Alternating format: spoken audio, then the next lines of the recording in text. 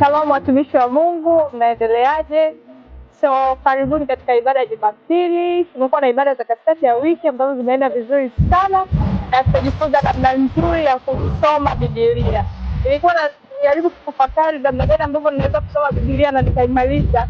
Kumbe inawezekana. So nimejifunza namna ya upangiliaji wa Biblia, kusoma chapter kwa chapter, kujifunza jinsi ya kusoma Biblia kwa kutumia akili na kutafakari na kuielewa, kwa sababu Biblia imeandikwa kijiografia. Kuna maneno huwezi kuelewa kama hujui jiografia yake ilikuwaje, na kuna maneno huwezi kuelewa kama hutatumia hekima na hesabu pia. So jamani, msikose ibada ya Jumapili, kwa sababu sisi wenzetu katikati ya wiki tumejifunza vitu vingi sana ambavyo vinaenda kutusogeza, lakini pia tumejifunza namna ambavyo tunaweza kutumia Biblia kuinuka kiuchumi, kwa sababu kila kitu unachokitafuta katika ulimwengu wa mwili kinapatikana pia automatically unacho, ila ujui kukitumia na kufanya vitu vitokee. Kwa karibuni ibada ya Jumapili, karibuni sana tasema saa 3 kamili mpaka saa 7 kamili sana. Mungu awabariki